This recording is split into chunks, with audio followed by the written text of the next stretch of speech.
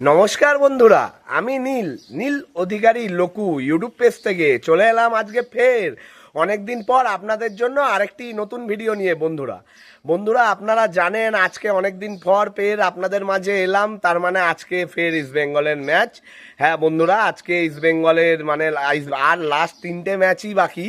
একটা হচ্ছে আজকের খেলা পাঞ্জাব এফসি, আর একটা হচ্ছে ইন্টার কাশি যেটা একান্না স্টেডিয়ামে হবে, আর লাস্ট খেলা হচ্ছে ডার্বি।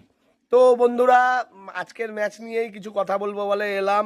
আপনারা জানেন যে ইস্টবেঙ্গল এই মুহূর্তে টপ র্যাঙ্ক 1, মানে এত বছর ধরে আইএসএল হয়, মানে এরকম রাজার মতন লাগাতার টপ এর আগে কোনোদিন ছিল না। জীবনে প্রথমবার, মানে আইএসএল এর মঞ্চে আমার নজরে জীবনে প্রথমবার ইস্টবেঙ্গল টপ। তো বন্ধুরা সবার আগে চাইবো যাতে ইস্টবেঙ্গল আজকেও ম্যাচটা জিতে যাতে টপ থাকে, কারণ আপনারা জানেন যে এই বছরের আইএসএল এর কে জিতবে, মানে প্রত্যেকটা টিমেরই কিন্তু আর লাস্ট 2-3টে করে ম্যাচ বাকি, বেশি ম্যাচ বাকি নেই, মানে আর 2-3টে করে ম্যাচ বাকি, তাও ডিসাইডেড না মানে কে জিতবে এখনো আইএসএল বা কে টপ হবে, কারণ এই বছর তো লিগে যে টপ থাকবে সেই চ্যাম্পিয়ন।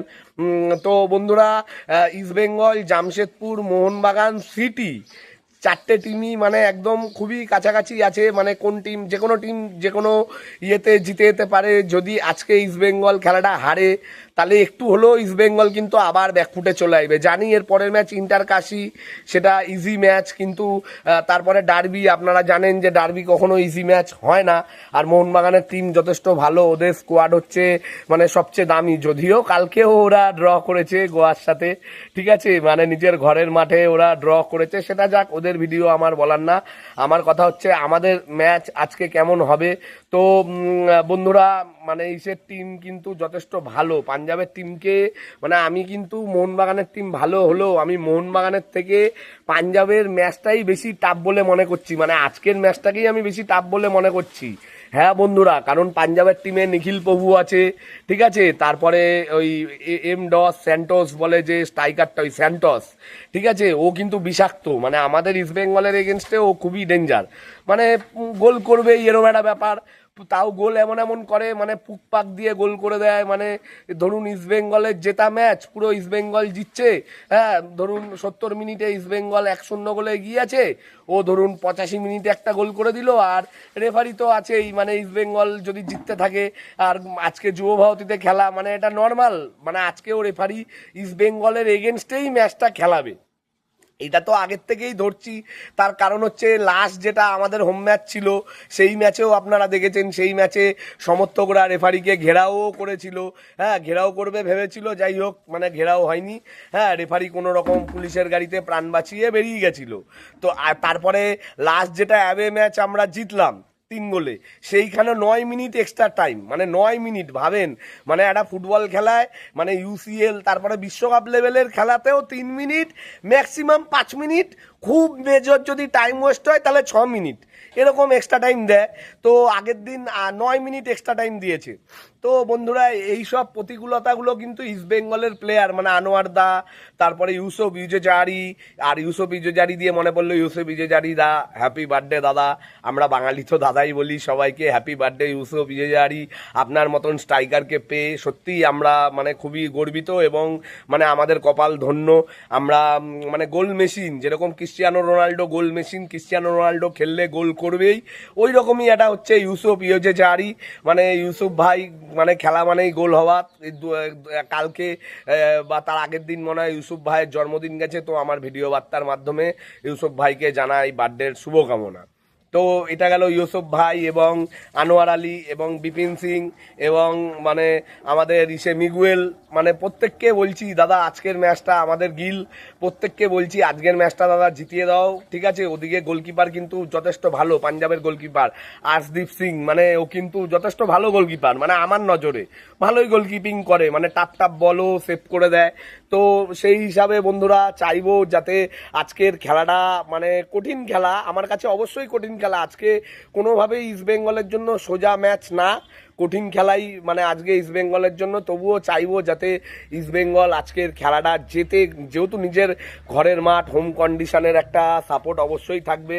আর মোটামুটি তো আশা করছি 14-15 হাজার দর্শক তো অবশ্যই মাঠে যাবে, যদিও আমার এখনো ফিক্স না। হ্যাঁ, চেষ্টা করব আমিও আজকে মাঠে যাওয়ার। হ্যাঁ, তবুও মানে মাঠে যাই বা না যাই, মাঠে তো যাওয়ার চেষ্টা করবই, কিন্তু চাইবো যাতে দলটা আজকে জেতে, বিশেষ করে অস্কার স্যারের জন্য। আর আপনারা দেখেছেন যে অস্কার স্যার কিন্তু কিছু সেন্টিমেন্টাল বক্তব্য দিয়েছে, যেটা ফ্যানরা মানে আমিও ট্রল করেছিলাম ওনাকে। হ্যাঁ, যে উনি বলেছে উনি মাঝপথেই কোচিং ছেড়ে চলে যাবে, তো ওটা কিন্তু উনি এমনি বলেনি। আমাদের ক্লাবে কিছু ফুটবল মাফিয়া আছে, লাইক অ্যালভিটো ডিকোনা টাইপ, মানে অ্যালভিটো টাইপ, এবং অ্যালভিটোর সাপোর্টিংয়ে যারা আছে তারাই হচ্ছে ফুটবল মাফিয়া, মানে যারা ক্লাব কর্মকর্তার সমর্থনে বিভিন্ন রকমভাবে কোচেদের মানে ডিস্টার্ব করে বা হ্যারাস করে। তো সেইগুলো মানে এতদিন কোনো কোচ কিন্তু বলার সাহস করেনি, একমাত্র আমাদের বস মানে অস্কার স্যারই এটার সাহস করে বলেছে। অস্কার স্যার, আমি বাংলাতে বলছি, জানি না আপনি বুঝবেন কি না, আমরা আপনার পাশে আসি। Oscar sir, we are general East Bengal fan with you all time, we support you. ঠিক আছে অস্কার স্যার, আমরা সবসময় আপনাদের পাশে আছি। আপনি আমাদের সমর্থকদের মুখের কথাটাই বলছেন স্যার। এই সেম মানে এই কর্মকর্তাদের এগেনস্টে আমরা আন্দোলন করতে গিয়ে মার খেয়েছিলাম, ঠিক আছে, মনে আছে কিনা জানি না অনেকেরই। হ্যাঁ, আমি কিন্তু সেই আন্দোলনেও ছিলাম, মানে ক্লাব কর্মকর্তাদের এগেনস্টে, যেখানে ক্লাব কর্মকর্তারা মানে অ্যালভিটো ডি কোনার মতন যারা প্রাক্তনী আছে, তাদের মদতে ইস্টবেঙ্গলের যারা নিরীহ সমর্থক, যারা নিজের ডিউটি কাজবাজ এবং নিজের মূল্যবান সময় পরিবার এদেরকে ফেলে কষ্ট করে, কেউ চলে আসে ঝাড়গ্রাম থেকে, কেউ চলে আসে দার্জিলিং থেকে, কেউ সুন্দরবন থেকে, কেউ ডায়মন্ড হারবার থেকে, কেউ নদিয়া জেলা থেকে, কেউ বেঠুয়াদিরি থেকে, তারা মাঠে এসে ভিড় করে শুধুমাত্র ইস্টবেঙ্গলের ম্যাচটা দেখবে বলে, মাঠে এসে দলকে জেতাবে এবং দলকে চিয়ার করবে বলে। সেই সমর্থকদের কিন্তু লাঠিপেটা করিয়েছিল এই অ্যালভিটো ডি কুনার মতন প্রাক্তনীরা। তো অস্কার স্যার, আপনি চিন্তা করবেন না, যারা আম সাপোর্টার তারা সবাই আপনার পাশে। আপনি খালি আজকের ম্যাচটা আমাদের জিতিয়ে দিন, এবং ইন্টারকাশি তো জিতবই, আর ডার্বি তো জানেন, ডার্বির ব্যাপার। আজকের ম্যাচটা যদি আমরা না হারি, যদি জিতি বা ড্রও হয়, একটু হলেও বেনিফিটে থাকবো। যদিও ড্র আমি চাইছি না, কারণ আমি জানি আজকের খেলাতেও ডিসিশন হবে। পাঞ্জাবের টিম এমন টিম, ওরা নয় জিতবে নয় হারবে, কারণ আর পাঞ্জাব মানে পাঞ্জাবের আর আমাদের রেকর্ডটাই এমন রয়েছে, মানে ধরুন পাঞ্জাব হারা ম্যাচ, পাঞ্জাবের সাথে আমরা জিতছি পুরো 70, পাঞ্জাব লাস্ট ফিনিশিংয়ে 2খানা গোল দিয়ে ম্যাচটা জিতে গেল। তো এই সিনটা যাতে আজকে না হয় গিলদা এবং আনোয়ার, এইটার জন্য তোমরাই কিন্তু আমাদের আশা ভরসা। চাইবো যে তোমরা আমাদের আশা ভরসাতে মাটি ফেলাবে না এবং আজকের খেলাটা আমাদের জেতাবে। জয় ইস্ট বেঙ্গল, জয় মা ইস্ট বেঙ্গল। নতুন সরকার আসার পরে মানে আজকে এই খেলা আমাদের মানে নতুন, আপনারা জানেন পশ্চিমবঙ্গে বিজেপির রাষ্ট্রবাদী সরকার, হিন্দুত্ববাদী সরকার হয়েছে, এবং ইস্ট বেঙ্গলের ম্যাক্সিমাম সাপোর্টারই ওপার বাংলা থেকে, পূর্ববঙ্গ থেকে, মুসলিমদের অত্যাচারে যারা এসেছিল তারা ম্যাক্সিমামই হিন্দু। তো আমি যদিও পলিটিক্স, কমিউনাল পলিটিক্স আমি এইগুলো করি না, জাস্ট এমনি একটা কথার কথা বললাম, যেহেতু একটা নতুন সরকার হয়েছে তাই একটা ছোট্ট, আমার সাথে রাজনীতির কোনো যোগও নেই, আমি ডিউটি করি এবং আমি খেলাধুলা মানে এই ফুটবল এবং ক্রিকেটে আরসিবি এবং Indian cricket team, real Madrid, football, এইগুলো নিয়েই আমার টাইম কেটে যায় বন্ধুরা।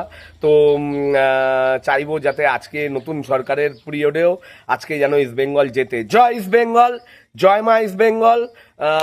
আর আপনারা যারা নীল অধিকারী লোকু ইউটিউব পেজের ভিডিওগুলো দেখেন তাদেরকে জানাই অনেক অনেক অনেক ধন্যবাদ। আর আপনারা যারা নীল অধিকারী লোকু ইউটিউব পেজের ভিডিওগুলো দেখেন কিন্তু সাবস্ক্রাইব করেননি, অবশ্যই সাবস্ক্রাইব করে দেবেন এবং বেলটাও টিপে দেবেন। জয় ইস্ট বেঙ্গল, জয় মা ইস্ট বেঙ্গল বন্ধুরা, জয় ইস্ট বেঙ্গল, আজকে জিতবো বন্ধুরা।